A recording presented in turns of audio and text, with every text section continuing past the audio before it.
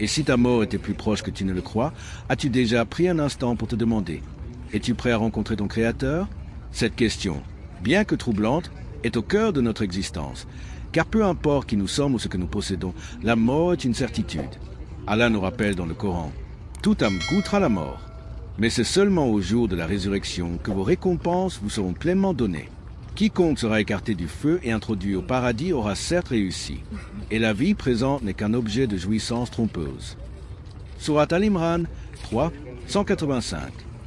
Ces mots résonnent comme un appel à la réflexion. Il ne s'agit pas seulement de vivre, mais de vivre en préparant son retour à Allah. Mais comment savoir si nous sommes prêts? Quels sont les signes que nous négligeons parfois et qui nous rappellent la proximité de notre rencontre avec le divin? Aujourd'hui, nous allons plonger dans cette réalité souvent ignorée, mais qui touche chaque être humain, la mort et les signes qui précèdent notre dernier souffle.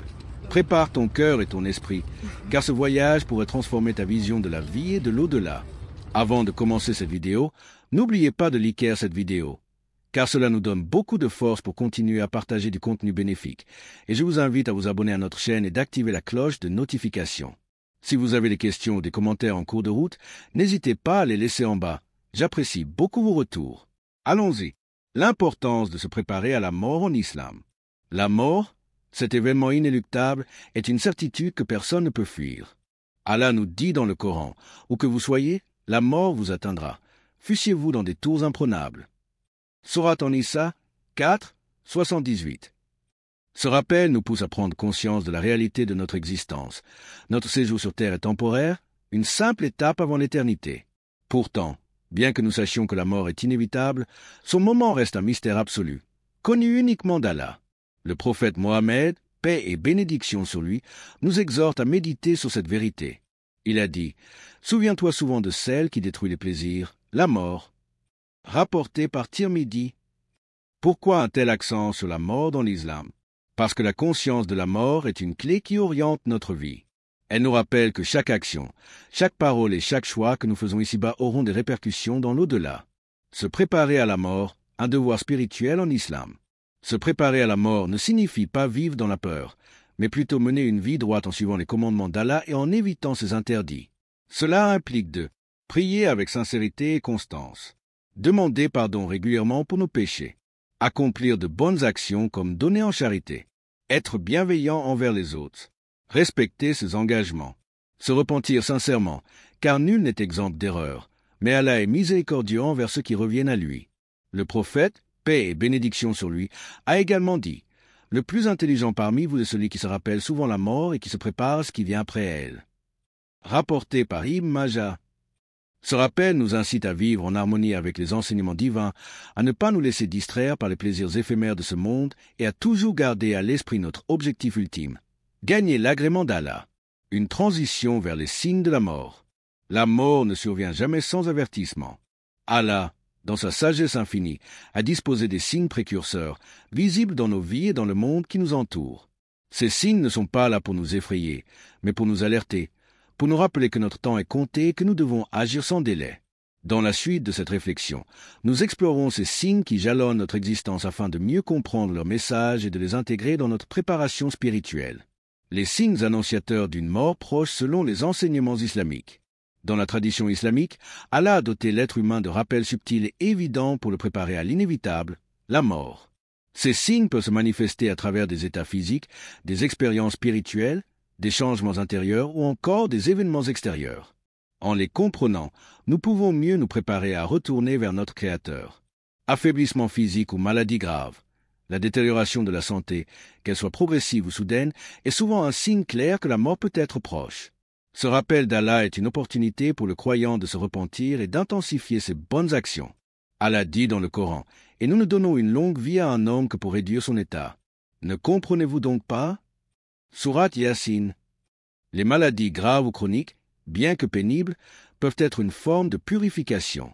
Le prophète Mohammed, paix et bénédiction sur lui, a dit: aucun malheur ne touche un musulman, même pas la piqûre d'une épine, sans qu'Allah n'efface certains de ses péchés grâce à cela. Rapporté par Bukhari et Muslim. L'affaiblissement physique est donc une occasion pour le croyant de multiplier les invocations et le repentir, réfléchir sur sa vie passée et demander pardon pour ses erreurs, se rapprocher d'Allah en cherchant refuge dans sa miséricorde.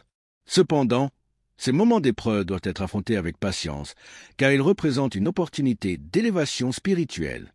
Rêve ou vision symbolique.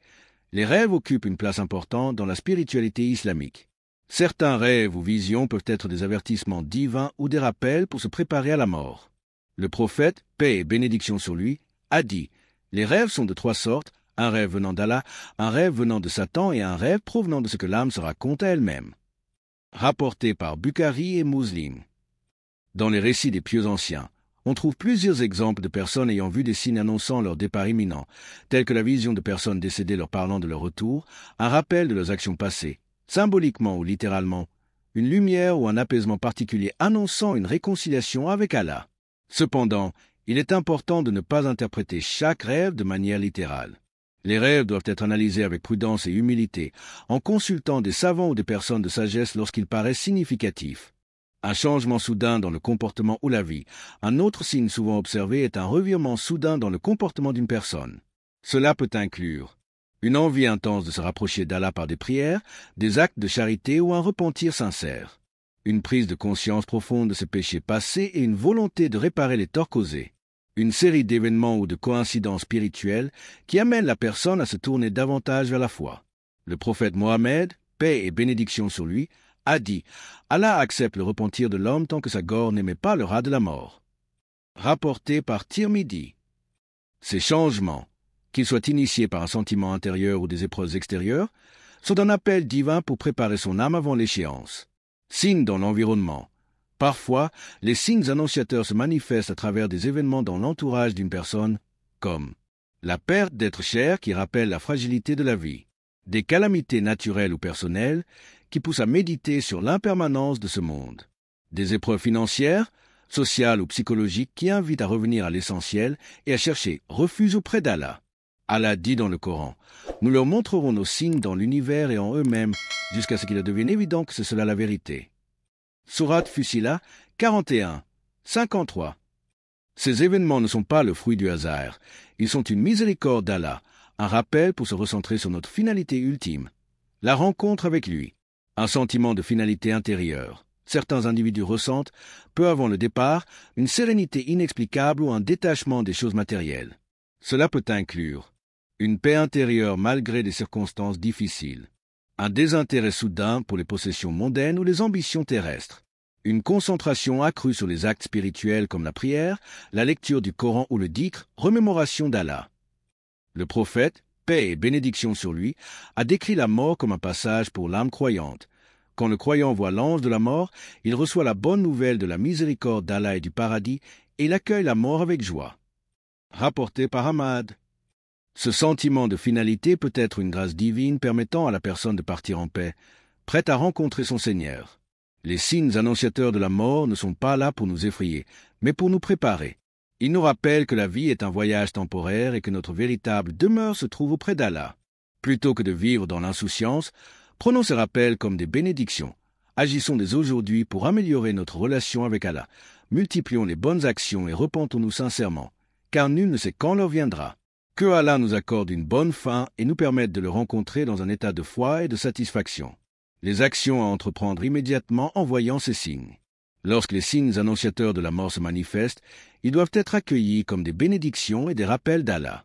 Ces moments nécessitent une action immédiate et sincère pour se préparer à rencontrer son Créateur dans un état de foi et de satisfaction. Se repentir sincèrement. Toba. Le premier pas essentiel est de se tourner vers Allah avec un cœur sincère en demandant son pardon. Le Toba est une miséricorde qu'Allah accorde à ses serviteurs pour effacer leurs péchés, à condition qu'ils soient effectués avec sincérité. Allah dit dans le Coran, « Ô vous qui avez cru, revenez à Allah d'un repentir sincère. Il se peut que votre Seigneur vous efface vos fautes et vous introduise dans des jardins sous lesquels coulent les ruisseaux. » Sourate At-Tarim 66, Lit. Le prophète, paix et bénédiction sur lui, a également dit, Allah tend sa main durant la nuit pour pardonner les péchés de la journée, et durant la journée pour pardonner les péchés de la nuit, jusqu'à ce que le soleil se lève à l'ouest. Rapporté par Muslim. Pour un repentir sincère, 3 conditions sont requises.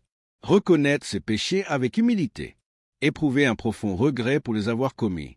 S'engager fermement à ne pas y retourner. Le croyant doit profiter de chaque instant pour multiplier les invocations de pardon, istighfar, et renouveler son intention de se rapprocher d'Allah. Multiplier les bonnes actions. Les bonnes actions sont une lumière qui éclaire le chemin du croyant dans cette vie et dans l'au-delà. Lorsque les signes de la mort apparaissent, il est essentiel d'intensifier son dévouement à Allah à travers les actes d'adoration. Le prophète, paix et bénédiction sur lui, a dit « Suis une mauvaise action par une bonne action, car elle l'effacera. » Rapporté par Tirmidhi. Parmi les actions à privilégier, prier avec concentration et assiduité, en particulier les prières surrogatoires. Multiplier le dhikr, comme dire « Subhan Allah, Alhamdulillah, Allahu Akbar » et Astaghfirullah. Lire et méditer sur le Coran en cherchant à comprendre ses enseignements. Donner en aumône aux nécessiteux et soutenir les causes charitables. Jeûner volontairement si la santé le permet, en tant qu'acte d'adoration et de purification. Ces bonnes actions servent à accumuler des récompenses, purifier l'âme et démontrer une sincère soumission à Allah. Demander pardon aux autres, l'islam accorde une importance capitale à la restauration des droits des autres. Aucun pardon divin ne peut être accordé concernant les torts causés aux créatures sans que ces derniers ne soient réparés. Le prophète, paix et bénédiction sur lui, a dit « Celui qui a lésé son frère en quoi que ce soit, dans son honneur ou dans ses biens, qu'il se fasse pardonner dès aujourd'hui avant qu'il ne soit trop tard, car ce jour-là ni or ni argent ne seront acceptés. On prendra de ses bonnes actions, et s'il n'en a pas, on lui transférera les péchés de celui qui l'a lésé. » Rapporté par Bukhari. Il est donc crucial de restituer les droits matériels, remettre tout bien injustement pris ou rembourser les dettes. Demander pardon sincèrement à ceux que l'on a offensés ou blessés. Mettre fin à tout conflit ou rancune en rétablissant la paix et la justice. Ces efforts témoignent de l'intégrité et de la volonté du croyant de se présenter devant Allah sans porter le poids des torts envers autrui. Se préparer à rencontrer Allah avec sérénité. Enfin, il est essentiel d'accueillir la volonté divine avec soumission et confiance. La préparation à la rencontre avec Allah nécessite un apaisement intérieur et une acceptation totale de son décret. Le prophète, paix et bénédiction sur lui, a dit « Quiconque aime rencontrer Allah, Allah aime le rencontrer, et quiconque déteste rencontrer Allah, Allah déteste le rencontrer. » Rapporté par Muslim. Pour se préparer sereinement. Se réconcilier avec son sort en se rappelant que la vie sur terre est éphémère et que l'au-delà est éternel. Multiplier les invocations en demandant à Allah une bonne fin, Husnal Khatima, et sa miséricorde. Détacher son cœur des biens de ce monde en se concentrant sur ce qui a une valeur éternelle. Rédiger un testament en clarifiant ses dernières volontés et en attribuant les biens selon les lois islamiques. Accepter la mort avec sérénité, c'est témoigner d'une confiance inébranlable en la promesse d'Allah. Dit, en vérité, ma prière, mes actes de dévotion, ma vie et ma mort appartiennent à Allah, Seigneur des mondes. Sourate Al-An'am 6, 162. Une préparation immédiate et continue. Les signes de la mort sont des rappels pour agir sans tarder. Chaque instant est une opportunité d'améliorer notre état spirituel, de renforcer notre foi et de réparer nos relations avec autrui. En se repentant sincèrement, en multipliant les bonnes actions, en demandant pardon aux autres et en acceptant la volonté divine, nous pouvons espérer une bonne fin et une rencontre aisée avec Allah. Que Allah nous accorde la sagesse et la force d'agir immédiatement face à ces signes et de partir de ce monde dans un état de satisfaction divine. Appel à la réflexion. La mort est une réalité que nul ne peut fuir. Elle est la certitude ultime de cette vie éphémère. Allah dit dans le Coran, « Toute âme goûtera la mort, mais c'est seulement au jour de la résurrection que vous recevrez pleinement votre rétribution. Celui qui sera écarté du feu et introduit au paradis aura certes réussi. Et la vie présente n'est qu'un objet de jouissance trompeuse. » Sourate Al-Imran 3, 185. Au cours de cette réflexion, nous avons exploré les signes annonciateurs de la mort, leur importance et les actions à entreprendre pour s'y préparer. Ces rappels ne sont pas là pour nous effrayer, mais pour nous guider vers une vie plus consciente et alignée avec les commandements d'Allah. La clé est de se préparer dès maintenant, car le moment où nous quitterons ce monde est connu uniquement de lui. Et nul ne sait ce qu'il acquérera demain, et nul ne sait dans quelle terre il mourra. Sourate Luqman 31, 34. Un dernier rappel. Prenez ces signes au sérieux, multipliez les bonnes actions, demandez pardon à Allah et aux autres et consacrez chaque instant à vous rapprocher de votre Créateur. Le temps est précieux et chaque seconde qui passe nous rapproche de notre dernière demeure. Invocation finale. Que Allah nous accorde une belle fin, Husnal Khatima, nous pardonne nos fautes et nous guide sur le droit chemin. Qu'il fasse de nos cœurs des cœurs repentants et de nos âmes des âmes prêtes à le rencontrer dans un état de foi et de satisfaction. Appel à l'action. Ne laissez pas ces rappels passer sans agir. Commencez dès maintenant à vous préparer. Levez-vous pour la prière, demandez pardon et purifiez votre cœur. Ce que vous faites aujourd'hui déterminera votre éternité. Rappelons-nous ensemble, la vraie réussite réside dans la satisfaction d'Allah et dans le paradis éternel. Et toi, es-tu prêt à rencontrer ton Créateur ?